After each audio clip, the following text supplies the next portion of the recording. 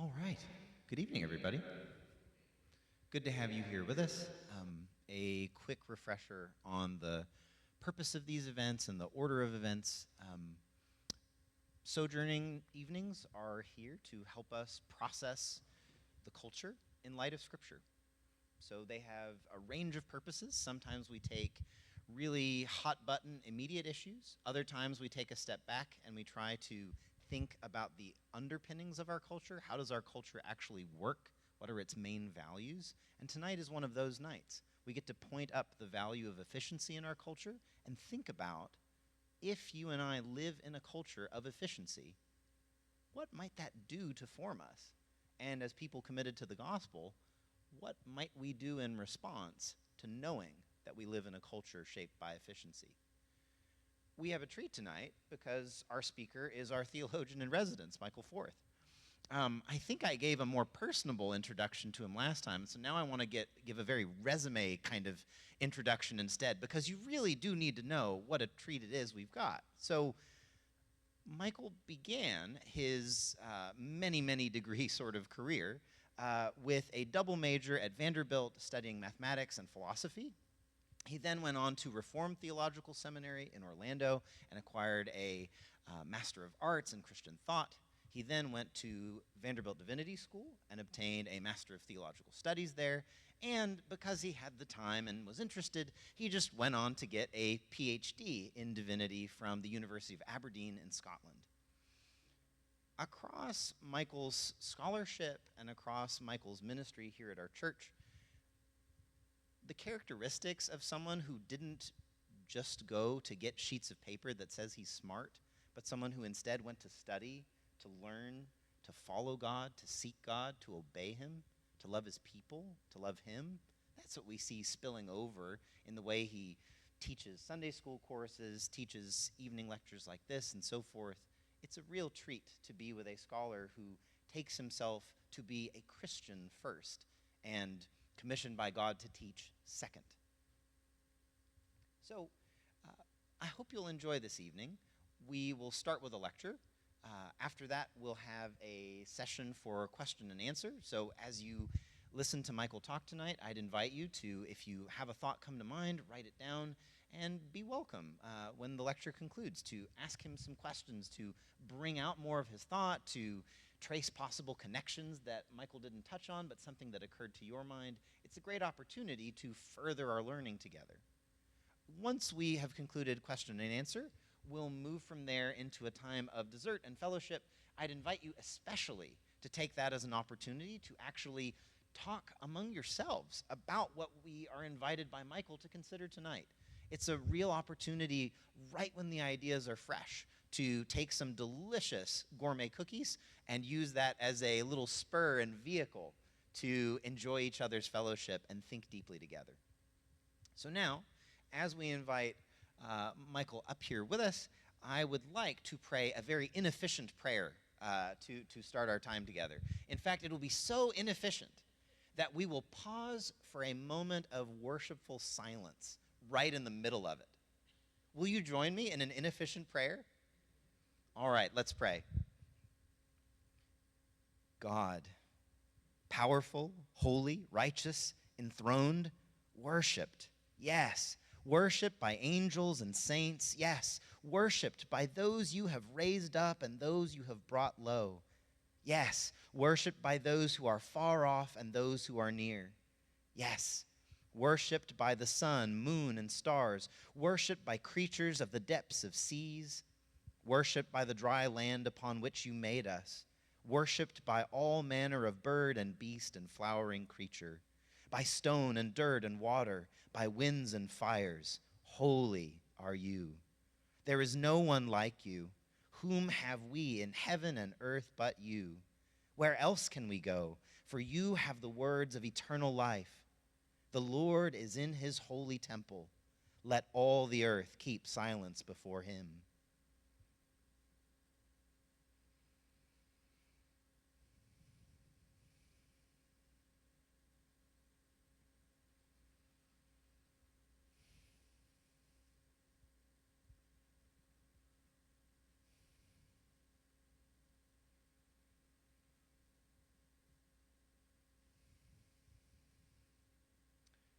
God, you have made your servant Michael and us, your gathered servants, all in your love. Grant to Michael the same outpouring of the Spirit as speech and wisdom in Christ that we ask you to grant to us as listening and discernment in Christ. Dispose our wills towards you mutually in the fellowship of the faith and submission to your goodness. Bestow yourself on us. Bestow ourselves on you, impoverished as we are. Make of this time a gift to yourself.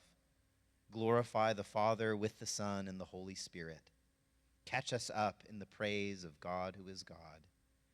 In Jesus' name, who waited 30 years to begin his ministry. In Jesus' name, who in patience endured our sin. In Jesus' name, who in his kindness is coming quickly. Amen.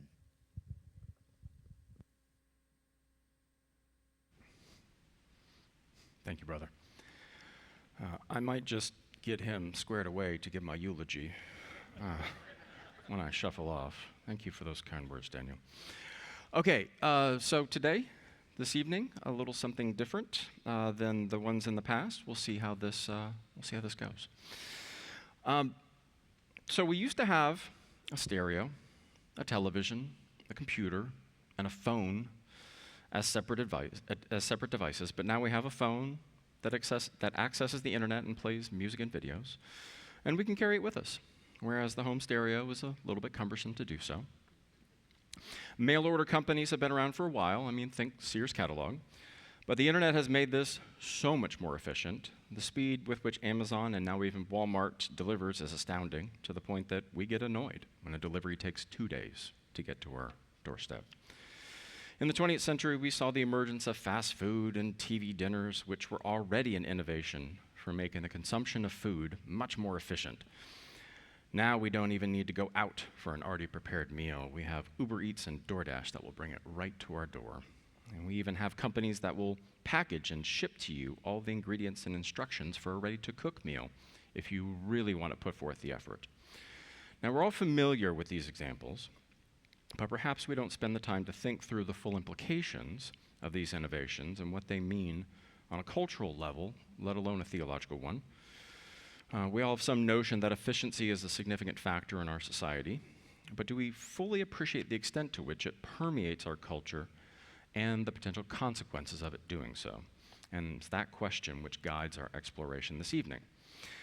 So in terms of framing the discussion, kind of like I said when I introduced the topic when Travis called me up on Easter morning, we have had some sojourning lectures that addressed cultural practices, right?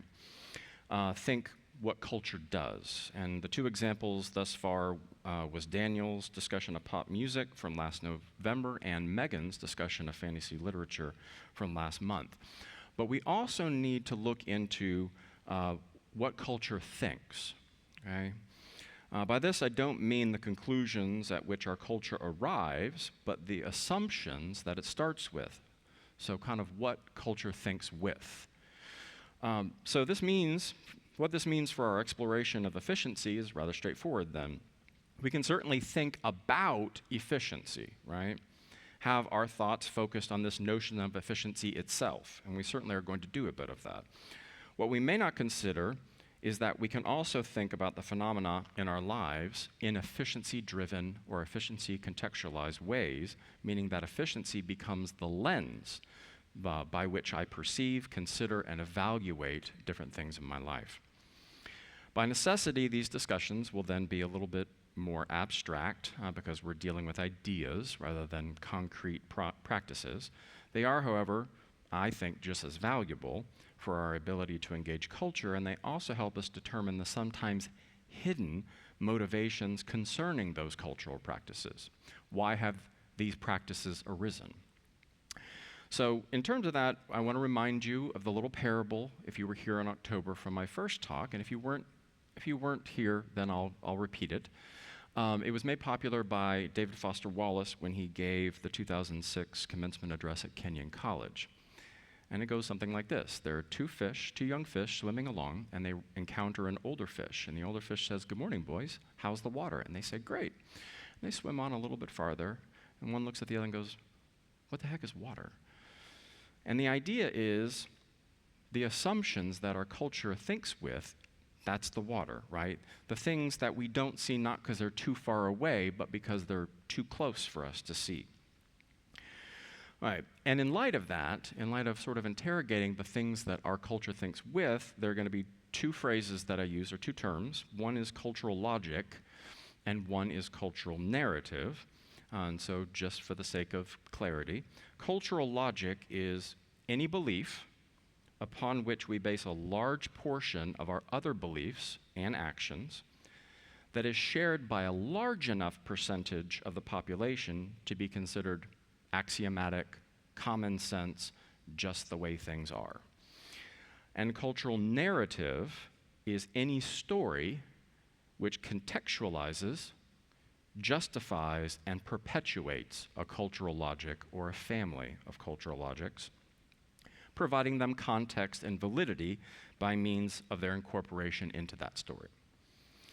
So I've chosen efficiency to talk about this evening, and of course efficiency is associated with neighboring concepts like productivity and effectiveness and efficacy and industriousness and technique and the modern notion of time scarcity and a whole host of other things. Any of these neighboring concepts would provide us with a useful lens through which to view culture as well as our encounter with it. And each of them would provide a slightly different perspective on similar, if not the same phenomena. For good or for ill, however, I have chosen efficiency for this evening's lecture, and we may explore some of those other concepts in future Sojourning lectures. And for those of you who are like, oh, efficiency, he's going to be talking about Jacques Ellul. And if you think about the big looming shadow of Jacques Ellul, you will hear an occasional echo, but I arrived at this notion and this topic actually by non-Ellul means. So, and before we get started, just a little short mention of managing expectations. What this talk is not is the final word on efficiency. Even if we don't entertain the neighboring concepts, this topic is enormous. We can't exhaust it in a lifetime, let alone an evening such as this. And it won't be a programmatic how-to, although there will be practical things that you can take away. I will not be leaving you with 5 easy steps to keep efficiency from taking over your life. Such advice is actually wrapped up in the cultural logic of efficiency, and to offer such advice would be ironic, perhaps tragically so. What this talk is a sort of first step, right? My goal this evening is to approach the topic of efficiency from a variety of perspectives such that we begin to see it for what it is, the water, right? And I'm hoping that it will also serve as a meditation that invites further dialogue. So it is my hope that it will give us a greater context to our ongoing discussions about what the church is in general and what our church in particular should be about. Right? So the roadmap for what we're going to be talking about this evening, I have to narrow the scope a little bit because, like I said, the topic is very, very large. So we're going to be talking around 4 main loci. The first is origin and development. So where does this notion of efficiency come from, and how did it come to dominate our culture so thoroughly? Secondly, ubiquity. Where do we see the cultural logic of efficiency at work? And the answer is everywhere. The third one is why is this logic so seductive? Like, why does it draw us in? Because there are a lot of things that pop up in culture that come and go, but why does this one take hold of us so with a grip that's so firm? And the last one is where do we see the cultural logic of efficiency causing problems? What are those problems? So let's talk really briefly about the history and evolution of where this modern notion of efficiency comes from, because it is considered to be a modern notion. But the germinal seeds have always been there, even in antiquity. This makes sense, since it would be difficult to conceive of a time when people never asked the question, man, is there a better way to do this, right? But there are things that distinguish the modern idea of efficiency from that age-old idea. The first is the extent. So the extent to which efficiency becomes one of the reigning concerns in our modern culture, one that has seeped into just about every area of our life. This means that efficiency has arguably become so prevalent that it becomes the lens by which we may interpret many, if not most, of the things in our lives. And in a pre-modern culture, this just wasn't the case. And the second thing that distinguishes modern notion of efficiency is the mathematicizing, turning it into numbers.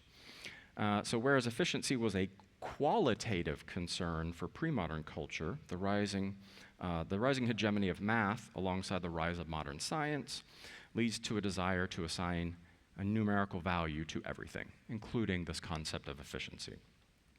So if efficiency is so different in our era, then where does that new concept come from? And the answer is it largely comes from the Industrial Revolution. Right? And the desire to measure input and output for these new machines. So, when you have a steam engine, you want to know that you're getting enough output, enough work out of it from the amount of coal that you shove into it, right? So the start date of the Industrial Revolution, just for reminder's sake, is kind of hard to pinpoint, but we know that it became historically noticeable during the second half of the 1700s, the 18th century. And by the 19th century, it's in full swing, with increasingly complex machines being built. And there's this wonderful historian of technology, Jennifer Karn Alexander, and she wrote this book called The Mantra of Efficiency.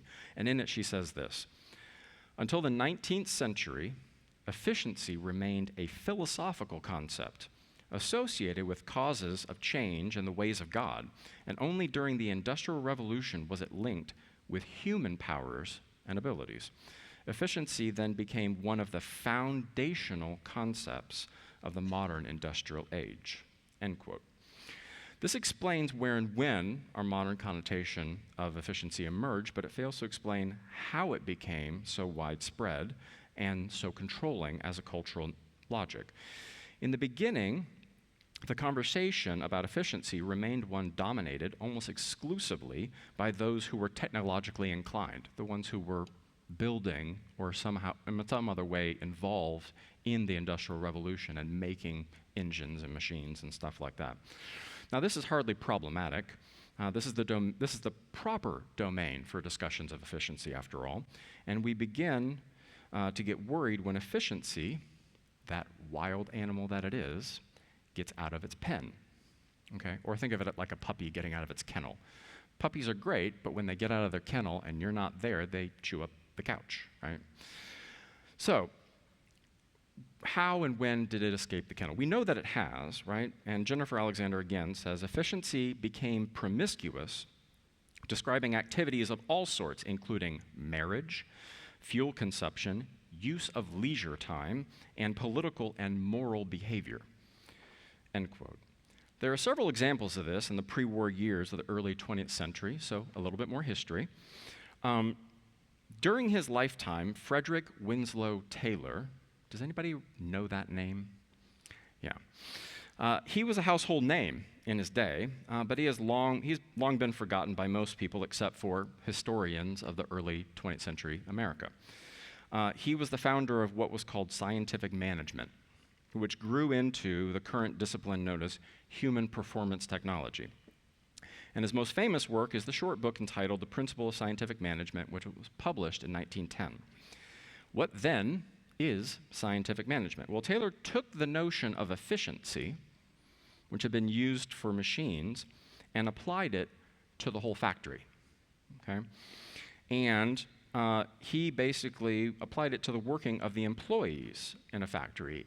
And he had people with stopwatches, and he studied their motions and whether they were, whether they were moving too much or whether they were moving inefficiently. And he basically got it down because to him there was one best way to do every job. So, needless to say, he was not perceived as a friend of labor. Okay? Now, this is already an application of efficiency, a principle that started out as a description or a measurement of a machine, to something non-mechanical, the worker. But something even weirder has happened at that point.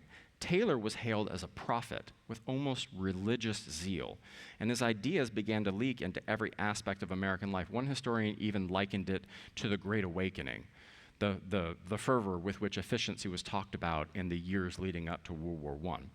And it is clear from Taylor's writings that this is actually what he intended all along. Now, why do we no longer acknowledge his influence? Well, Robert Kanigel, a biographer and science writer, in the book titled That One Best Way, his book on Taylor and Taylorism said, quote, "Taylor's thinking then so permeated the soil of modern life that we no longer realize it's there." So it's so ingrained that it's the water, okay? And of course, when we're talking about efficiency, we have to talk about Henry Ford and the assembly line. So another example of efficiency would be the moving assembly line, and we all remember that from American history class. Now, scholars disagree whether or to what extent Taylor influenced Ford's innovation, but I think the influence is pretty clear. Ford was rabid about the pursuit of efficiency in the manufacturing process, like to the point where it was legendary and kind of a point of personal pride for him.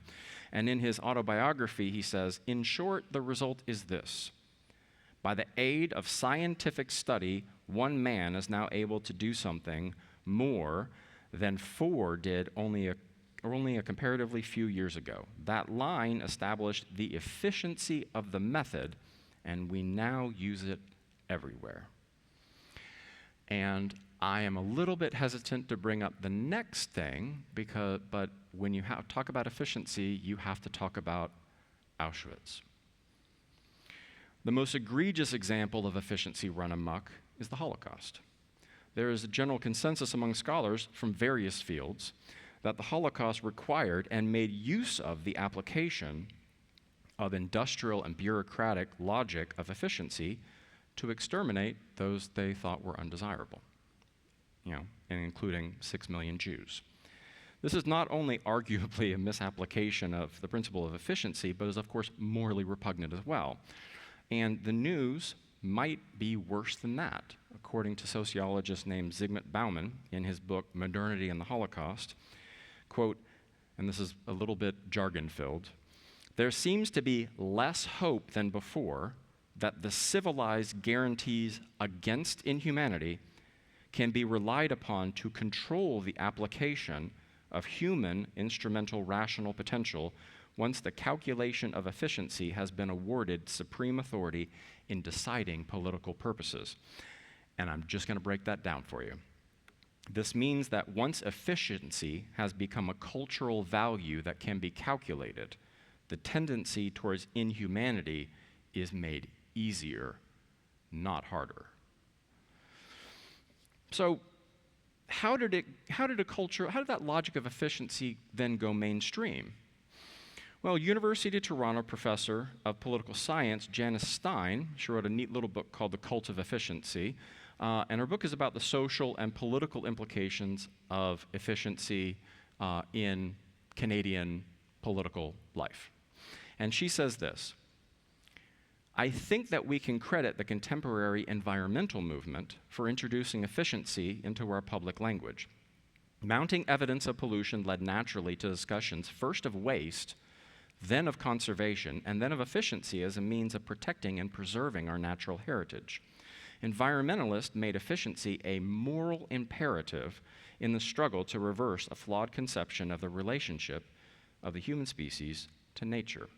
End quote. And we can certainly see that there's some truth in that, right? Because one of the first things that you hear about a car is its mileage, right? It's fuel efficiency. But there's another potential culprit. In 1983, a University of Maryland sociology professor named George Ritzer published an article called, and I'm not kidding, "The McDonaldization of Society," wherein he revealed how society has developed in ways that mirror the rationalized logic of the fast food giant McDonald's. And his article, the original article, reveals 5 dimensions of that rationalization, which in his later works is actually pared down to 4. And the 4 are predictability, calculability, control, and the last one is efficiency. In the eventual book-sized treatment that followed, and it's gone through like 12 editions and is a sociology textbook these days, it says, quote, although the fast food restaurant certainly did not create the yearning for efficiency or the methods used to increase it, it has helped turn efficiency into an increasingly universal reality. And again, here, there's some truth to this, right? The recognition and enjoyment of the fast food phenomenon creates a space where we begin to look for similar results in other areas of our lives. And of course, the permeation of Taylorism into the wider culture, which we have already noted, had already happened decades before the environmental movement or McDonald's made their entrance onto the world stage.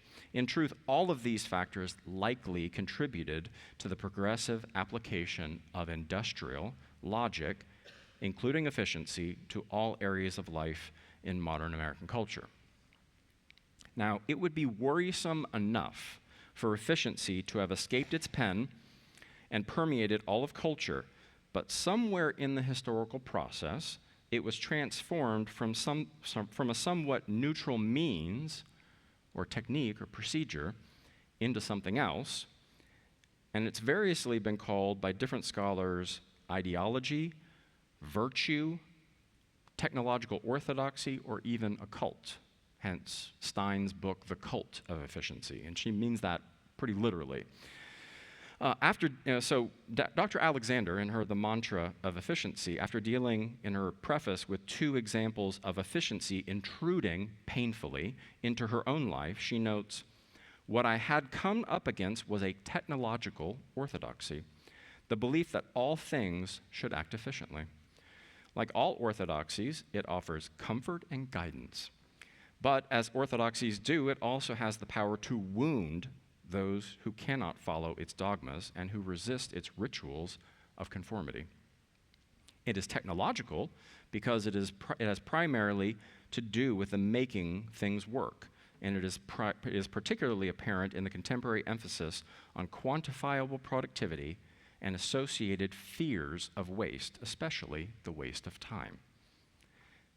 Now, Dr. Stein also speaks of efficiency in quasi-religious language, right? But her chosen metaphor is cult, and she says, efficiency is not an end, but a means to achieve a valued end. It is not a goal, but an instrument to achieve other goals. It is not a virtue, but a way to achieve other values. It is part of the story, but never the whole. When it is used as an end in itself, as a value in its own right, and as an overriding goal of public life, it becomes a cult. And the reason is, as she shares later in her book, she says, efficiency has no inherent value. Now, perhaps she should have written that efficiency ought not to be interpreted as having inherent value, because it certainly does get interpreted that way in our culture.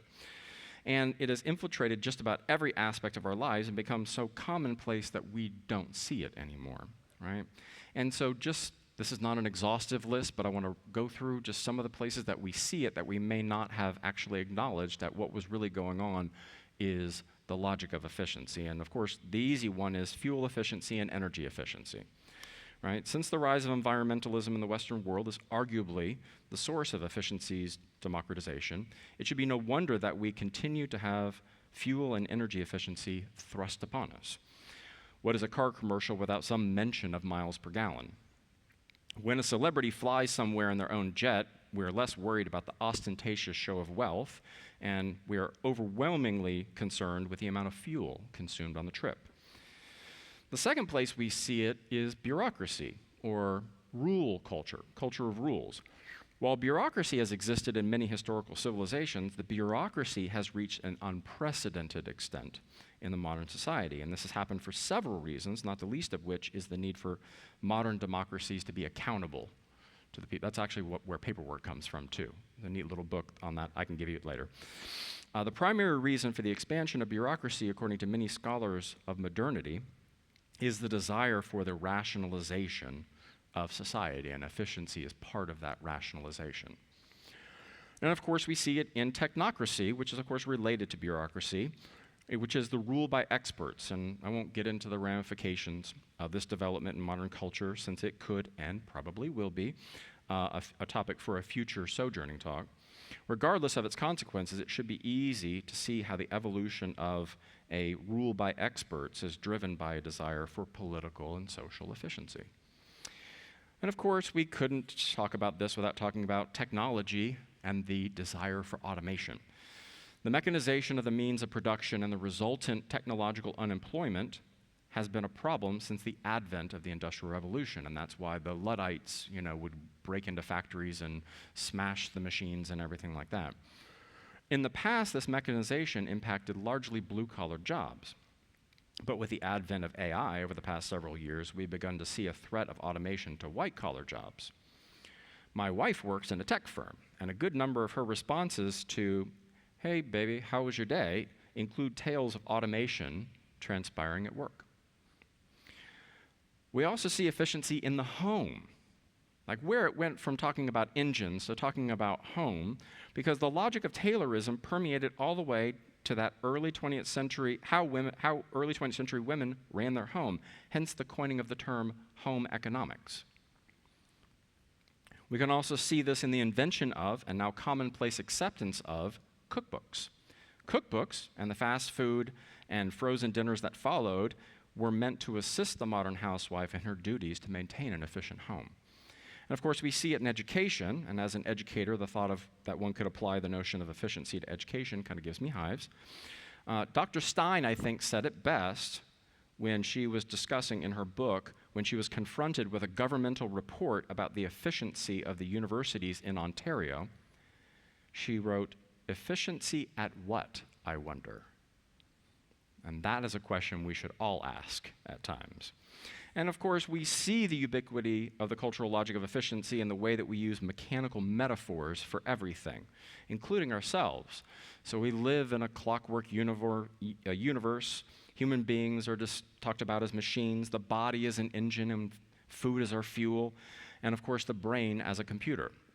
It's not that the computer is an artificial brain, it's that the brain is a natural computer, right? And we see that efficiency even infiltrated the arts, which is just bizarre to me. And it got into poetry and literature. In fact, the poetic school associated with Ezra Pound made efficiency, or what might be called economy of words, one of their overriding concerns. And of course, we see it in architecture, although we may not have thought about it in terms of efficiency before. We should all be familiar with the wonderfully efficient and totally ugly products of modern architecture that still occupy some of our beloved city. The J.P. Morgan Chase Tower downtown was designed by very famous modern architect I.M. Pei, but that doesn't make it any prettier, right? And of course, we see efficiency in the church. Now, there's good efficiency in the church, right? The gift of administration mentioned by St. Paul is sort of a forerunner to what we call efficiency, and as such, it should be praised. It is praiseworthy to organize the church to function in a way that minimizes waste of time and resources. So, good efficiency. But of course, there's bad efficiency, and we see that just in general in terms of industrial and commercial logic, and of course the ideas of Taylor's scientific management sort of trickling down to the church. But of course there are specific manifestations. How about the idol of metrics and the church growth movement? How often do we hear reports about the health of a church in terms of numerical growth? And while the number served might not mean exactly the same thing for McDonald's and the church, there's a sense in which we focus on numbers without asking how well each of those people was served by the church. And while church growth is not necessarily a bad thing, I don't want to say that, if you're doing things right, you won't grow, and that's not a good thing. This numerical focus is symptomatic of the cultural logic of efficiency in our churches. And perhaps the most shocking example that I've seen in several years, drive-through prayer. And the guilty church will not be named, but I could. But it sort of smacked of drive-through logic for fast food, and Ritzer, in his McDonaldization of Society book, says, quote, "Those in charge of fast food restaurants discovered that the drive-through window made this process far more streamlined. Instead of requiring diners to undertake the laborious and inefficient process of parking their cars, walking to the counter, waiting in line, ordering, paying, carrying the food to the table. You get the idea. Now, why would we want to do that to prayer? And of course, we see it in sermon length. When churches take greater care in advertising the length of their sermons rather than the topic or quality, the message is clear. At our church, we're not going to waste your time. Worship this Sunday will be quick and efficient, and then we'll get you back to your real life, right? Granted, nobody wants someone without the necessary rhetorical skills to go up and preach for an hour. I've been there. That's painful, right? But shouldn't we be more interested in the pastor preaching a good sermon than one of an appropriate length? And of course, not many churches have automated phone systems, thank the Lord, but just that logic of efficiency leads to a logic of impersonalism, and we can see that all the way to where churches treat their pastors like CEOs. But the question then becomes, why is it ubiquitous? Why is it so seductive? And the standard answer is, well, efficiency, along with industry, showed itself as beneficial in the material circumstances of everyday life. No longer did it take hundreds of hours to weave cloth, right? And I read a book called The Origins of Efficiency, and it was kind of a rah efficiency, but he's talking about it primarily in economic terms. And he lists all of these stats, but the one that stuck in my mind is a Roman toga took a total of 900 hours to make. Yeah. But efficiency, I think it's more than just the material circumstances of our life. I think there's a deeper answer to it. And I think it goes back to what sociologists, including Max Weber, called the rationalization of modern society, which means that efficiency is ultimately about control. According to a good number of psychologists, the desire to feel in control, or at the very least to know that things are under control by somebody else, is a primary human need and motivation. In the literature, control is one of those notions in a triad of ideas, the other two being the management of uncertainty and the need for structure and order in our lives. The problem, and here's the rub, humans are the source of inefficiency. Ritzer, McDonaldization guy, states very plainly, quote, human beings are a, if not the, major source of inefficiency, unpredictability, incalculability, and loss of control. Now, if this is true, and your goal is efficiency, then your duty is obvious. You need to eliminate the human. Maximizing control, reducing uncertainty, and creating ordered structures is only possible by progressive elimination of the human element from the equation. And this is, of course, why we all joke. Our job would be great if it wasn't for the people, you know. Teaching would be great if it wasn't for the students and the parents, right? People complicate things, making everything they touch inefficient. Some more than others. But alternatively, if the human element is necessary and can't be expunged, then the humanity of the person who must be there is minimized or ignored. For example, the primary complaint about factory work, especially since the advent of assembly lines, is that people are treated like replaceable machine parts. They are dehumanized.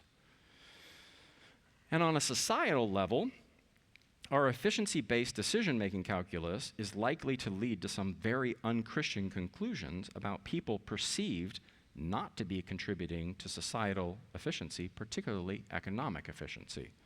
And we know who these people are. They're the widows and the orphans that James refers to. They're also the homeless, the mentally ill, the physically and developmentally challenged, the refugee, and of course, the migrant worker, also known as the illegal alien. From the perspective of the cultural logic of efficiency, if they are not efficient, then they must be waste. Zygmunt Bauman, I've quoted him already, wrote a small little book on globalization's relegation of certain classes of people to the status of human waste. The status of these people in American culture, I would say, is on par with the Samaritans in first century Israel, which would give new meaning to the parable of the Good Samaritan for 21st century American Christians. Now, what are the consequences? And we've kind of touched on those a little bit, but I want to talk about those explicitly right now. The consequences of that cultural logic of efficiency. Now, we need to remember, as I've already discussed, efficiency can be a good thing, can be a very good thing. It gives us cheap light bulbs and penicillin and cheap do you know that nails used to be, because they had to be handmade, were so expensive that sometimes in the colonial era they would burn down houses just to recover the nails. Yeah, now we don't have that problem. But the first consequence is with efficiency comes the tyranny of metrics, the tyranny of numbers. The rise of the culture of efficiency and the rise of Western culture's obsession with numerical metrics seem to go hand in hand. For our modern notion of efficiency to really take form, it needed to be based on numbers. At first, the numbers merely allowed the measurement of efficiency in engines or other machinery, right? How much potential energy are you putting in terms of fuel, and how much work do you get out, right? Nowadays, if we can measure it, then we can determine its efficiency. And if we cannot measure it, then it might as well not exist. And I haven't seen this written anywhere, I have the sneaking suspicion that efficiency contributes to our culture being insubstantial, superficial, no substance, lacking depth. Once we become obsessed with efficiency, our focus shifts from questions of what and why to questions of how, from metaphysics and religion to procedures and technique.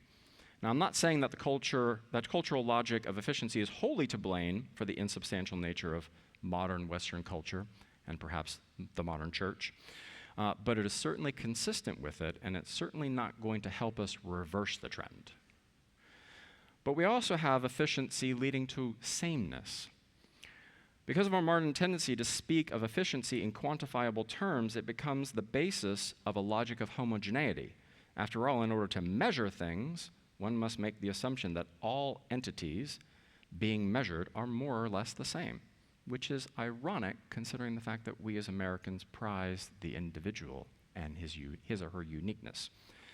But we also see the efficiency and the acceleration of life, because when efficiency becomes an end, like Dr. Stein was talking about, rather than a means towards ends, there is no marker for efficient enough, right?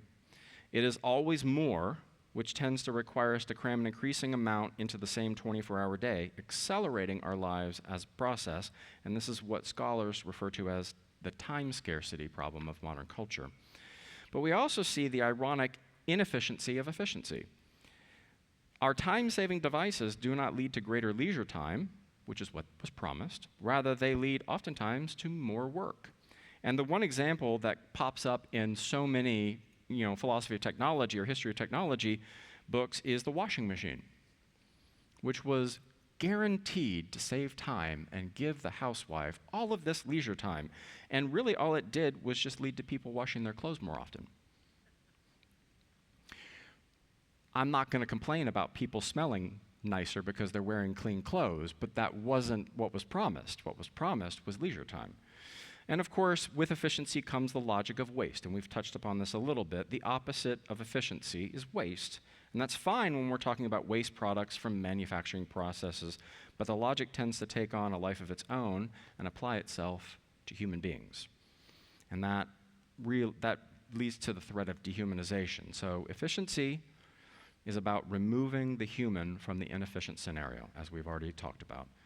It not only does that, but it also makes us treat people who are not or cannot be removed from the system as less than human.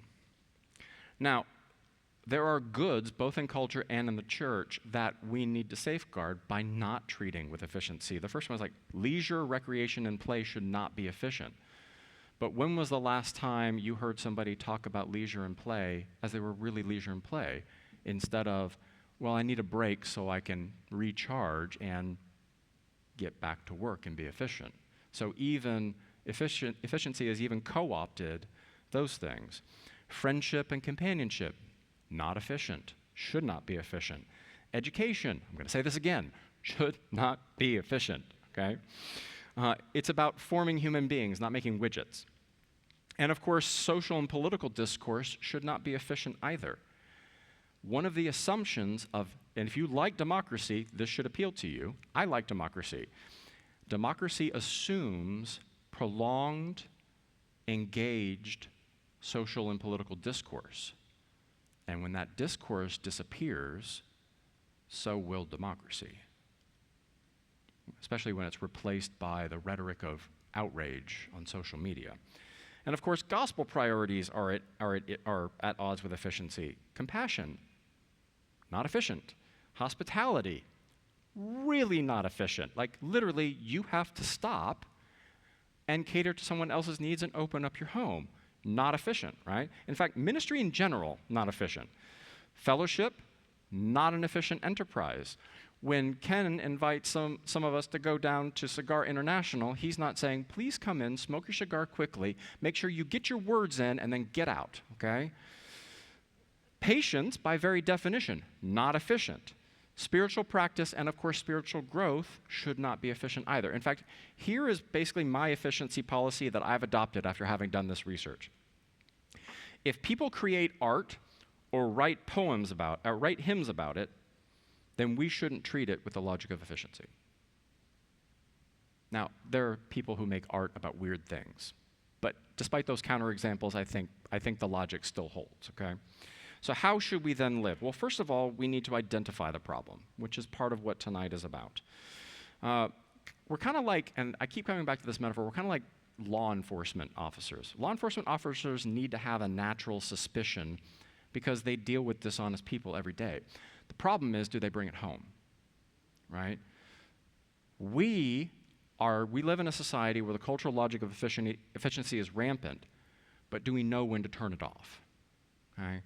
And that, once we see the water for what it is, I think we have a little better chance of actually pulling that off. And of course, when we deal with actions, we need to focus on realism and not idealism.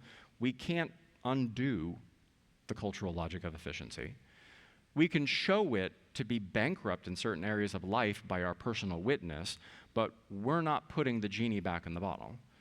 And neither should we quarantine ourselves from this icky world out there, because the cultural logics of any society will never be completely to our likings. It is, after all, a fallen world. And despite the fact that we are in the world, that we're not called to be of the world, we are certainly still in it. But if you think about it, all of this goes back to what Travis's vision was when he walked in here all those years ago. And he had us come to church and watch the Godspeed documentary. And he mentioned, Koyama's 3 Mile an Hour God. And in order to really catch that vision, we need to see its antithesis. We need to see the cultural logic of efficiency.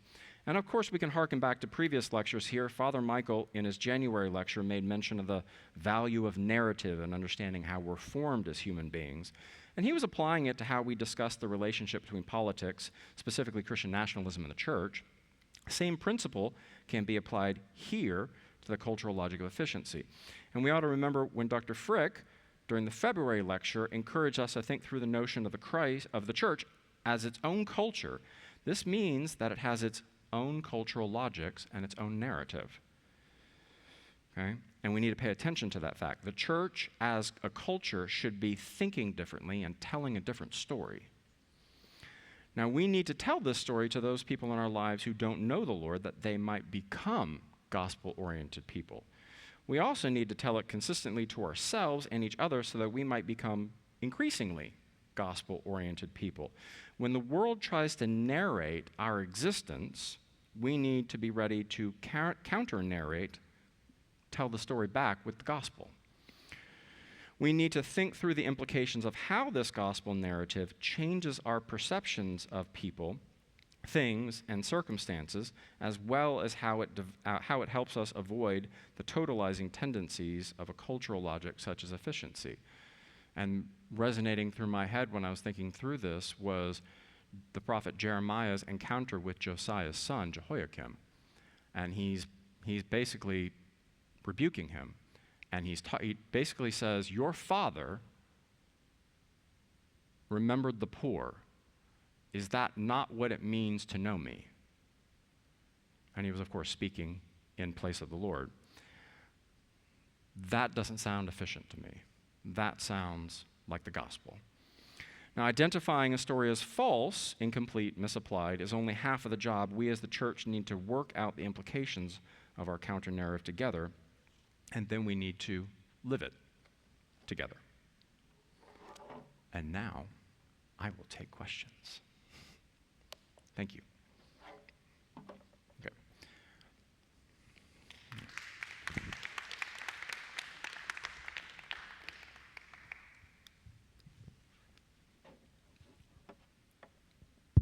There we go. Does anyone have questions for Dr. Forth? Yes. The first realization that I've had of efficiency is Cheaper by the Dozen, Oh, yeah. which, was first a book and then became movies and movies where the father makes sure his whole family is run efficiently. And I think that's permeated probably a lot of my generation's lives, is that we think this way. And then you see it again in The Sound of Music, where the father whistles and makes sure that it's run like clockwork, like a ship. So I have, and then being an engineer, you want to be efficient. You want your car to be efficient. You want things to be efficient because you do see how it affects the environment and all. So this is very interesting then. And we have to be efficient because we're on time schedules. So trying to figure out how not to be efficient, it's kind of an alien concept. It is, and that reveals exactly the extent to which, it's the water. Like not to use too strong language, but we're sort of enslaved to this logic, to the point where thinking outside of it is going to take a lot of thought and practice, like what it looks like.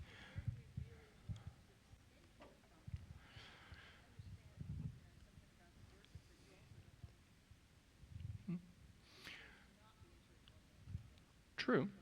And yeah, there's obviously a place for, okay, that sermon's too long. I watched, there's those reality shows where they come in and they help the restaurant run better. I actually stumbled upon one where these two pastors would help like struggling pastors. And the one episode that I saw, the guy, he was way Pentecostal, and he was, preaching in like extemporaneous 2.5-hour sermons. And the guy's like, dude, you can't do that.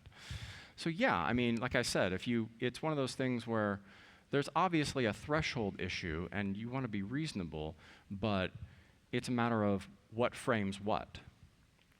Are your gospel priorities helping you frame your understanding of efficiency, or is efficiency coming first? When you watch the news and you hear about, refugees or, immigration or something like that, are you thinking first, that's the widows and orphans, that is the poor and the vulnerable, and the Lord has a heart for them, and so should I? Or do you go immediately to the economic and political implications and the fact that they're a drain on our resources? So it's the idea of priorities of those logics, right? We need to be thinking first, and you can have whatever political opinion you want about immigration, but the immigrant, that person is not human waste.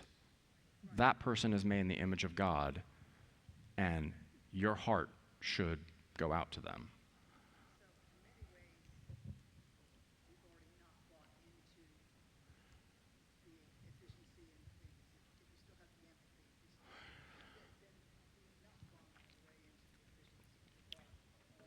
Right, and I doubt that anybody who takes their faith seriously, is going to be a card-carrying Taylorite, and be, have this cold, calculating heart in terms of efficiency above all else.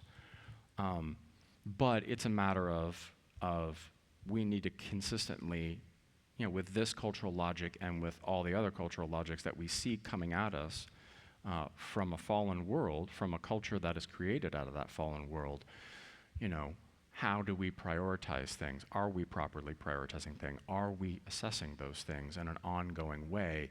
Or have we just not seen the water yet? And it also helps to have the viewpoint now of where someone is coming from that feels that bam, bam, bam, realizing that the efficiency aspect is in their life, but I didn't realize that. Mm-hmm. Yeah, yeah, and when you see the water, then it becomes. Then you can start reckoning with it, right? You can start thinking through it. Like I said, I don't have a formula for it. Part of what tonight was about was identifying it, labeling it, showing how it manifests, giving a little bit of history, and then inviting the hard work that follows. Because the hard work then is, okay, well, how do I reckon with this vis-a-vis my gospel commitments? My commitments to the Lord and His church, and to treating people with dignity and respect, and everything. So I mean, the real struggle is exactly what you're asking. Now, it's easy to read the books and realize that there's a problem. The hard part comes in how we all negotiate that. And of course, we need to negotiate, like I said in the paper, we need to negotiate that together as the church.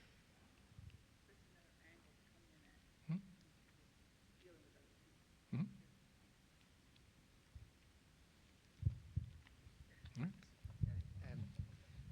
I was thinking about the comments there, but you think about any measure of efficiency, and somebody is not performing well. But it's not the number. It's why isn't that person performing well? Is it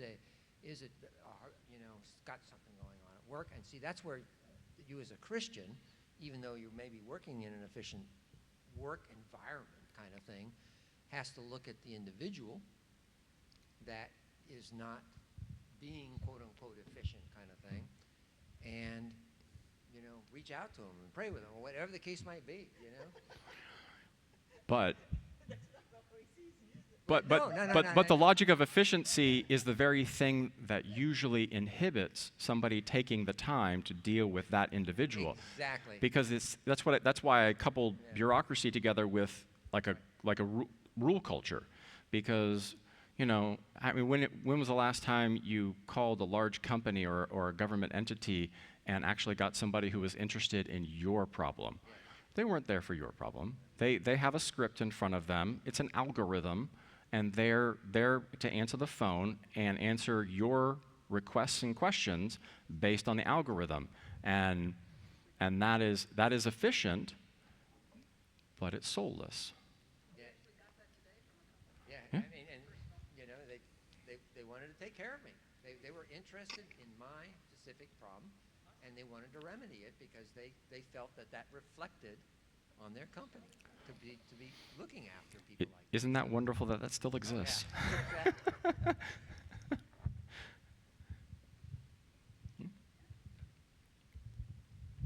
So, if you think way back, so man used a wooden plow, went to the iron plow. Mm-hmm.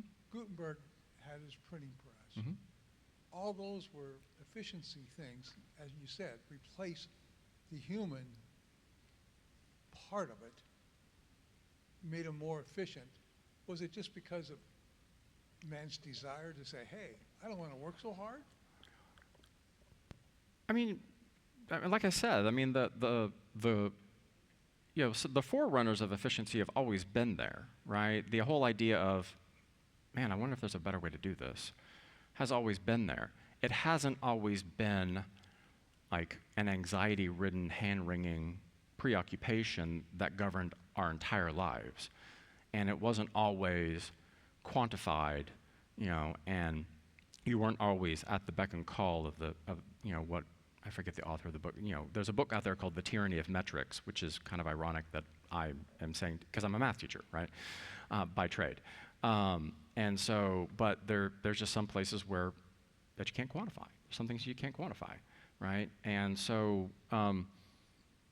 yeah, I mean, I've read a little bit about kind of, but the way that technology progressed, it wasn't as a part of this culture's self-understanding as one that is in the process of progressing to a certain end, right? The idea of culture as progress is a very modern notion. And even when technology actually arose in particular places, sometimes it didn't make the leap to a neighboring culture because it didn't make sense within their cultural context. And so, I mean, there's a whole host of reasons, but now, there used to be this big difference between the logic of the East and the West and everything like that. But I mean, people in Japan and China are just as driven by efficiency as we are now, right? Because it's basically crossed borders. And I mean, Taylor was invited to go all over Europe, including invited by Lenin to go make a trip to the Soviet Union. And so, I mean, his ideas and other people's ideas just rippled out everywhere. Despite the fact that there was efficiency in that sense, and there was technological advancement, but it wasn't part of the cultural logic. Like, it wasn't like an all-encompassing thing that became an assumption for the vast majority of the people that lived in those cultures. And so that's why technological advancement, until you get to the modern era, is sporadic at best. Does that make sense? Does that answer your question? At least enough?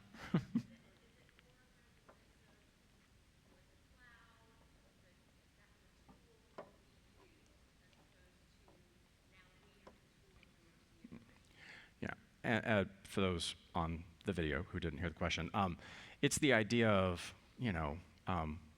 what frames what, like, it's kind of like when she asked whether it was kind of like the plow is my tool that I use to get something done, rather than basically, who made who, right? So it's, kind of like your phone is fine as long as it's a tool. It's not fine when you're its tool, kind of thing. So, any more questions? Did it turn off? Yes, there we go. I was starting to think a little bit about how religion worked in the Old Testament, thinking about sacrifice, about Sabbath, about care for the widow and the orphan, purification rituals, and that so much of that actually seems gloriously inefficient. I'm wondering your thoughts on Resting on the Sabbath? things to take away from what the people of Israel were invited to live by God, how that might teach us how to be the church now. Well, I mean, I didn't get that much into temporality and our temporal experience and how we structure time, because that's a neighboring discussion, but a whole nother discussion in and of itself. And I actually talked about this a little bit when I preached in the Covenants series on the Mosaic Covenant. There's a sense in which, the way that God has written His law structures our temporal experience. It's very inefficient to rest one day out of 7. It's very inefficient to let your fields lie fallow for 1 year out of 7. Now, the Israelites didn't do that, which is one of, and Jeremiah tells you that that's why, it's 70 years in exile when they get eventually sent off. But yes, the stopping to have a week-long feast, not efficient, right?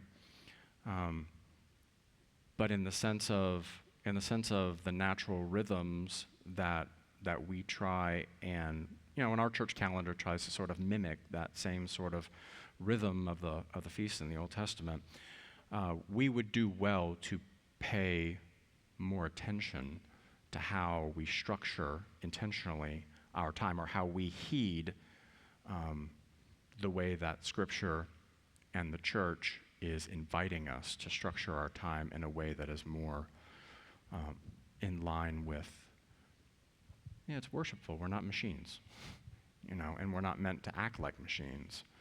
And every once in a while, you have to go, okay, well, I guess that work isn't going to get done because my friend's hurting and I need to spend time with him. That's gospel priorities are, okay, well, I guess I'm not going to make it to that meeting because this guy's hungry and he looks homeless and I need to buy him a sandwich. I really feel like I need to get a promotion at work, but you want to know what? I need to have gospel priorities in the way that I structure my time. So, structuration of time is hugely important. Unfortunately, in 40 minutes, I couldn't talk about both. But no, you're exactly right. One other thing hit me after the tailorization thing. I went through the Deming, continuous improvement, Six Sigma, which was a next level of that kind of Mm-hmm. thinking, as a matter of fact, that became ingrained across U.S. industries. And, matter of fact, they invited him to Japan, just like you said, all over the place. The same way with that kind of thinking. It just gets more progressive, I guess. Yeah, and the idea of, getting excited about efficiency, at the height of the Industrial Revolution in the early 20th century, when, you don't have to hand make nails anymore. There's a machine that does that. In one of the Origin of Efficiency book, I was reading about the progression of, how penicillin went from being something that, grew in a petri dish by accident, and they couldn't even get enough for a single dose, and the way that they transformed that industry so that battlefield infections became a thing of the past. And that's a wonderful thing, right? So you see penicillin, you see the efficiency logic creating penicillin. You see it creating light bulbs, which aren't, they said that when light bulbs first became a thing, in contemporary dollars, they cost like $54. And now they don't cost nearly as much, right? And it's the orientation towards efficiency that leads to that, and the fact that togas don't take 900 hours to make anymore or anything like that. And so I can see, like, well, we don't have to spend all of our days in this grueling toil to make clothes and make buildings and everything like that. Things are much easier now. And so, it's understandable that people would kind of go, well, let's apply this to everything, right? But there's a time and a place. And there are some things that, like I said, the things that they make art about and they write hymns about just shouldn't be done efficiently. Like, Jesus is probably saying, since life is so much easier for you than in my day, Yeah. you ought to be using that time to benefit my kingdom. Even like into the late 20th century, all the promises of technological advancement is, we're nearing a time when we won't have to work. Has that ever been anywhere near possible? Like, Mm-mm.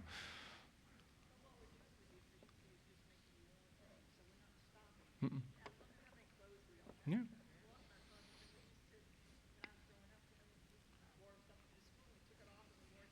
Mhm.